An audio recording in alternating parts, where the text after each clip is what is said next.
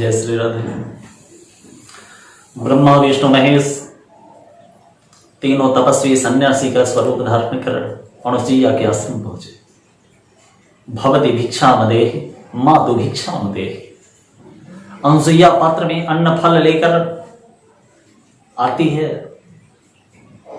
तो तीनों देवताओं ने कहा मैं ऐसे भिक्षा ग्रहण नहीं करूंगा। तो अनुसुईया पूछती है आप कैसे भिक्षा ग्रहण करेंगे?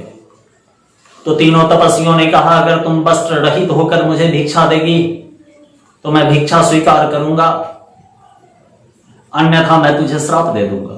तो अगर चाहती है मैं तेरे हाथों से भिक्षा ग्रहण करूं, तुझे अपना आशीर्वाद दूं, तो तुझे वस्त्र रहित होकर भिक्षा लेकर आना होगा। अब अनुसुईया मन में विचार करती है पतिव्रता नारी को पराये पुरुष के सामने वस्त्र रहित नहीं होना चाहिए, क्योंकि इससे पातिव्रत धर्म भंग होता है। अगर मैं भिक्षा नहीं दूंगी तो ये तपस्वी ये ब्राह्मण मुझे श्राप देकर चले जाएंगे, तो हमारा पातिव्रत धर्म भंग हो जाएगा। मैं क्या करूं? मन में विचार कर 2 क्षण के लिए अनुसुईया ध्यान लगाई।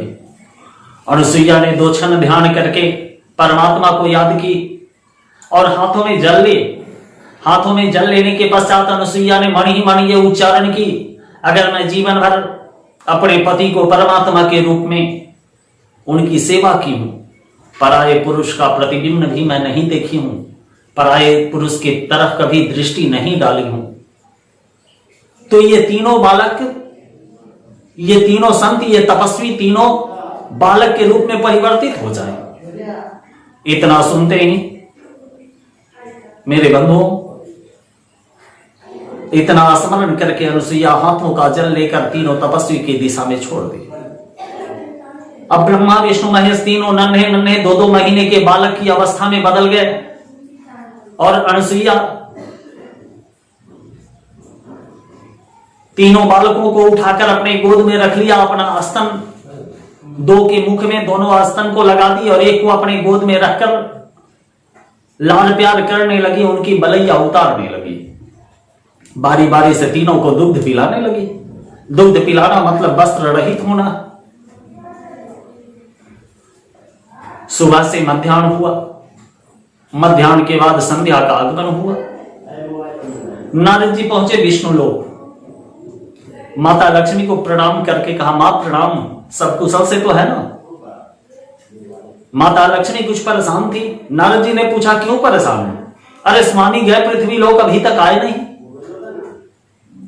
तो नारद जी कहते हैं फिर चिंता की क्या बात है, चलकर खुद देख लेते हैं प्रभु कहां है, किस अवस्था में है। इतना कहकर नारद जी पहुंचे ब्रह्मलोक। माता सरस्वती को प्रणाम किया। मां सब कुशल क्षेम से तो है ना? सरस्वती परेशान थी। सरस्वती कहती अरे ब्रह्मा जी गए पृथ्वी लोक, अभी तक वापस नहीं आए। तो नारद जी ने कहा अरे क्यों परेशान होती हो मां, चलो चलकर खुद देख ले कहां है प्रभु। तत्पश्चात नारद जी पहुंचे कैलाश पर्वत। माता पार्वती को प्रणाम किया। मां का भी मुख उदास था। नारद जी ने कुशल क्षेम पूछा तो मां कहती है भोलेनाथ पृथ्वी लोक गए, अभी तक वापस नहीं आए। तो मां चलो मेरे साथ। पार्वती लक्ष्मी और सरस्वती तीनों को लेकर नारद जी बीना बजाते बजाते अनुसुईया के आश्रम में पहुंचे। अब अनुसुईया 2 बालकों को अपने दोनों स्तन समर्पित कर रखी है और एक को अपने गोद में लेकर लाड प्यार कर रही है। सरस्वती लक्ष्मी और पार्वती तीनों विस्मित लज्जित मन से अनुसुईया को प्रणाम की। अनुसुईया से तीनों माताएं कहती है मुझे मेरा पति, अनुसुईया कहती है तुम लोग अपने अपने पति को पहचान कर ले जाओ। तीनों माताएं का अहंकार नष्ट हो जाता है। अब कैसे समझ में आए जो ब्रह्मा कौन है, विष्णु कौन है, रुद्र कौन है? अनुसुईया कहती है मैं भी पतिव्रता नारी हूं, तू भी पतिव्रता नारी है, तू अपने पति को पहचान कर ले जा। अहंकार के समय जीव का विवेक नष्ट हो जाता है। जब ईश्वर के द्वारा आपके जीवन में विपत्ति और दुर्भाग्य का आगमन होता है, तब आपके अंदर का ज्ञान सुप्त अवस्था में हो जाता है, सो जाता है। यही अवस्था लक्ष्मी, सरस्वती और पार्वती के साथ हो रहा है। तीनों अनुसुईया से क्षमा मांगती है, जो मां गलती हमारी है, हमारे स्वामी की गलती नहीं है। मैंने ही प्रेरित करके आपके पातिव्रत धर्म को भंग करने के लिए उन्हें पृथ्वी लोक में भेजी थी, आप मुझे क्षमा कर दे। अनुसुईया लक्ष्मी, सरस्वती, पार्वती को समझाने के पश्चात हाथों में जल लेकर तीनों बालकों पर छोड़ती है। ब्रह्मा, विष्णु, महेश तीनों अपने वास्तविक स्वरूप में आ जाते हैं। तीनों अनुसुईया के पैर को छूकर प्रणाम करते हैं। आज से तू हमारी मां है, क्योंकि मैंने तेरे स्तन का दुग्ध पान किया, और जब तेरे जीवन में कोई आवश्यकता आएगी तब इस पुत्र को याद करना, तेरे सेवा में मैं हमेशा उपस्थित होऊंगा। और ब्रह्मा, विष्णु, महेश तीनों का एक शरीर और 3 मुख वाला स्वरूप वहीं पे अनायास निर्मित हुआ। तीनों के शरीर से ऊर्जा निकली, उससे 3 मुख वाला एक शरीर का निर्माण हुआ। और वह सूक्ष्म अवस्था में अनुसुईया के आश्रम में रहने लगा।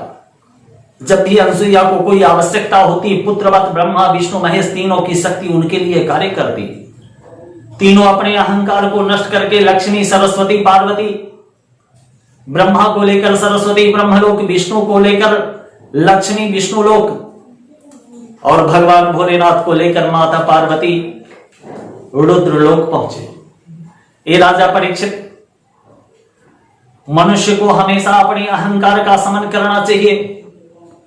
अहंकारी जीवों को ईश्वर की प्राप्ति नहीं होती।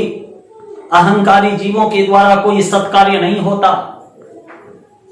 मैं ही सब कुछ हूं ऐसा सोचने वाला व्यक्ति, समझ लो उसके जीवन का सूर्यास्त होने वाला है। जय श्री राधे।